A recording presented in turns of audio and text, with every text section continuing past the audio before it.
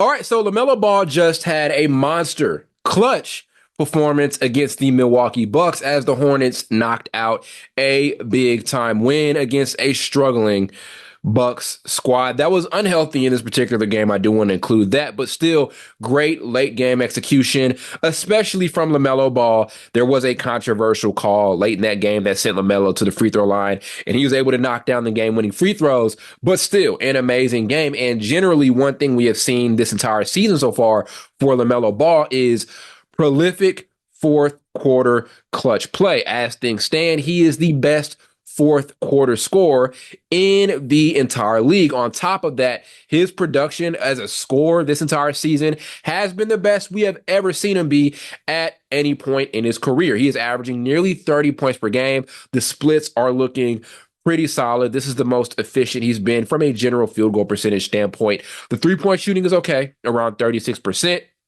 Assists are down a little bit, sitting at around 6 generally over the last couple of seasons when healthy. LaMelo's been like a 7 or 8 assists per game guy, and turnovers are a bit of an issue. I think this season he is averaging a career high in turnovers. So the maturity aspect of things, decision making, still could use some work. But you have to appreciate how good he has been from a scoring standpoint this season. And one thing I want to say about LaMelo that makes him so unique, and it's not just him, but it's also Cade Cunningham, and I talked about this on a video I put out a few weeks ago. The tall point guard experiment throughout the course of NBA history has been very hit or miss. You have guys like Magic Johnson, Penny Hardaway. Those guys are looked at as major hits. They both ended up being superstar caliber players. Magic obviously is arguably the best point guard ever. And Penny, if he didn't get hurt, would have been in that conversation as well. But like I said, there have also been misses. Michael Carter Williams never really could develop a jump shot to stay on a roster and contribute effectively in a league where jump shooting, especially from a guard, is of high value. So the big tall point guard experiment has been hit or miss throughout the course of NBA history. There was a time where Giannis had some reps at the point guard position playing under Jason Kidd. So you look at guys like Cade Cunningham and LaMelo Ball, both floating around 6'6" and 6'7", very tall point guards. They are pretty much the height of most wings in the NBA. You look at them and you look at their offensive production, and it is very rare when we compare them to the other taller point guards throughout the course of NBA history. If we look at Magic Johnson, primarily a playmaking first sort of guy, did have a solid enough scoring attack and was clutch. Penny Hardaway, a bit of a better scorer than Magic, did have some good ability to create his own shots, but not to the level of LaMelo and Cade Cunningham. What makes LaMelo so unique at 6'7", to see how smooth he is, how graceful he is as a shot creator with his handle and his ability to consistently get to these shots off the dribble, it's really amazing to see. We haven't seen too many of the taller point guard types throughout the course of NBA history move as gracefully as LaMelo Ball. He has a really good flow to his game, and I'm loving how he's been so efficient this year as a scorer and how he has consistently been able to find his looks, and it is also translating well to winning time scenarios as he has played well generally in the fourth quarter this season here for this Hornets team. And yes, they are rebuilding, right? And yes, LaMelo is at a point where De'Aaron Fox was a couple years ago, where you had this really, really good young point guard who had more than enough upside, enough talent to be a potential top 5 point guard in the league, but he's stuck on a bad rebuilding team. So that's the situation LaMelo is in this season. I think one thing to also note is we're trying to get to a point with LaMelo where we know that he can actually lead a team to some real success. There was one season where the Hornets were solid enough to be a play-in tournament team, but they were able to get into the play-in tournament, and their performance at that level was really bad. And his individual performance at that level was really bad. So the one thing we're trying to look at for LaMelo, on top of the turnovers and keeping control of the basketball, is him showing that he can actually get this team to play at an effective level in massive, meaningful games. Every player has had to get there at some point in their career. A lot of guys have been very productive on bad teams and have put up amazing numbers on bad teams. But the differentiator and the separator is, what can you do once it gets down to postseason time? That is an answer that LaMelo Ball has to answer, or that's a question that LaMelo Ball has to answer. That's a question Cade Cunningham has to answer.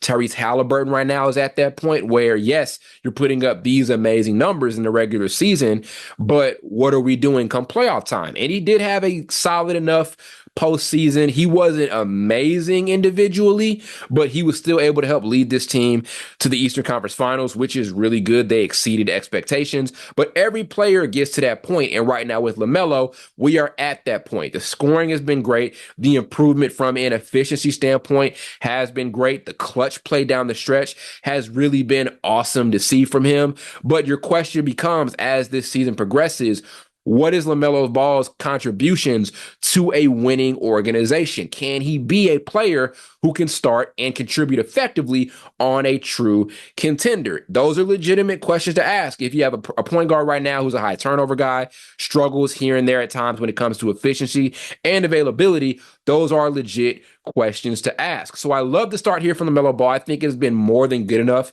to earn him his second All-Star appearance. And if you look at his career, it has been an amazing career so far. If he stays on pace the rest of the season into the All-Star break, he'll be an All-Star. So that'll make him a two-time All-Star and also a Rookie of the Year.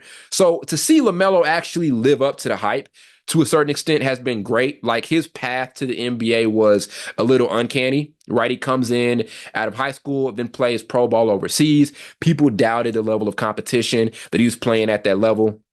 And at that time, then comes into the NBA, and he has been very effective from the start and has shown more than enough flashes that he is the franchise cornerstone for this Hornets team. So to see him kind of defy those expectations and defy the odds and the doubters here and there has really been amazing to see. But for him moving forward, he has to put it all together and show that this play can actually be a contribution to a winning team, right? At some point, you have to get there. Now, it's tough because right now the Hornets are not built to win games. And so your question becomes, at what point do they get that figured out? You don't want to get to a position where things are figured out a little bit too late. Like right now, I don't really see the Hornets having a true playoff contender outside of just being a play-in tournament team. I don't see that happening over the next couple of seasons. Now, they could surprise me. You really never know. The way the league is right now, things are wide open.